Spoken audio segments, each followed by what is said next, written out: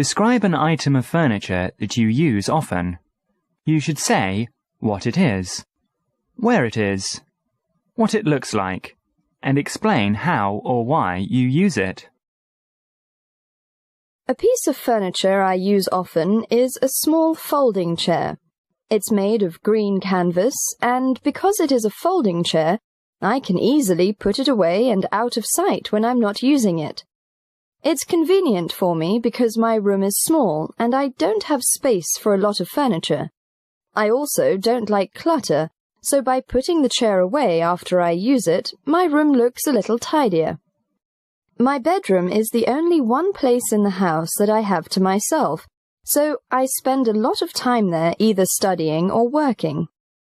I'm in my last year of university, so I have many writing assignments and individual research to do. I do most of my writing on my laptop, so it's convenient and comfortable to sit in my chair with my computer on my lap, either typing or reading or both. As I said, the chair is made of canvas, and of course the frame is aluminium, so it's lightweight and easy to put away and take out whenever I need it. Surprisingly, it is very comfortable for a folding chair, and that was the most important factor for me when I chose it. It was also inexpensive. It's not a very beautiful piece of furniture, but it has definitely been one of the most practical things I've bought in a long time.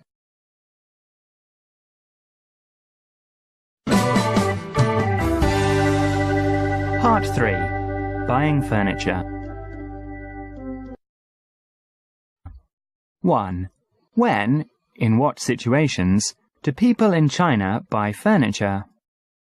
Most people buy furniture at a few main points in their lives. Naturally, when people are getting married is one of those times. Another time is when they buy a new flat. 2. How do people decide what furniture to buy for the home or office? What factors do they consider? Well, they will consider what kind of furniture is needed. They will also look at which room it will go in and how much space they have. The women especially will think about color and style, and what design looks best to them. I'd say price is probably the deciding point. They might like something very much, but if it's too expensive, they won't be able to buy it. 3. In Chinese families, who usually decides what furniture to buy for the home? I think it varies from family to family. Nowadays, couples are making more decisions together. In my family, my parents even ask me what I think or like. In the past, often the men made decisions that concerned money, but some of those things are changing now. 4. Do people in China prefer traditional or modern styles of furniture? That also depends on the people and the families. I don't think there is any set preference. From my experience, though, I would say many younger couples prefer modern furniture. I think it goes along with other trends in our country. What I mean is that modern or foreign fashions are often more popular and interesting, especially for young people. Maybe I'm different in this way, though, because I think many pieces of traditional furniture in our country are very beautiful. They are also often made better than the modern things. 5. Have there been any recent changes in the kinds of furniture that people in China use? Well, as I said, a lot of foreign influence has come into China, and this is affecting what people buy, including furniture. A very popular furniture store right now in China is IKEA. This is a store from Sweden, and its style of furniture is a big change from the recent and distant past. I think that if people have the money, they may return to the quality furniture from years gone by. Overall, though, the predominant style of furniture that people in China use is modern. Furniture design. 6. What factors should a furniture designer consider when designing a piece of furniture? The use of the particular piece would be the first consideration. A designer would also have to think of the market he is targeting. This would usually indicate the cost of the finished product. This in turn will influence what materials he can use, within that price range. 7. What are the qualities of a good furniture designer? I'd say he needs to be artistic and imaginative. At the same time, a designer also has to have quite a bit of practical sense. It's generally no use to design something that is beautiful but impossible to construct. Or maybe the designer can figure out how to build it, but it ends up so expensive that no one can afford it. In any design field, there are people who design something more for art's sake.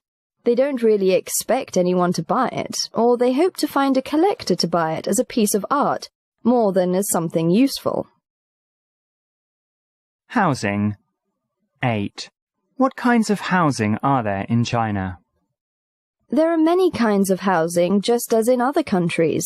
There are flats and houses and also villas, but of course most people can't afford anything other than flats. That is at least the case in the cities. In the rural areas, there are many people who live in houses, but these are usually very simple houses, and these people are usually farmers. 9. How do people decide on the kind of housing they choose to live in? In reality, I don't think most people have a lot of choices, unless they are very rich, and these people are few in number compared to the general population. Most decide on flats because that is all they can afford. Usually, people will try to choose something as close to their workplace as possible. Unfortunately, even in that, there is not much choice, and many people still have to spend a lot of time traveling to and from work. 10. For most Chinese people, what is an ideal house? I think if most Chinese people could choose any house they wanted, they would choose a private individual house rather than a flat. They'd also want something with a garden where they could have flowers and trees and even grow some vegetables. They would also want something big enough that they could have members of their family live with them, or at least a place they could stay if they came for a visit. 11. How has housing changed in China?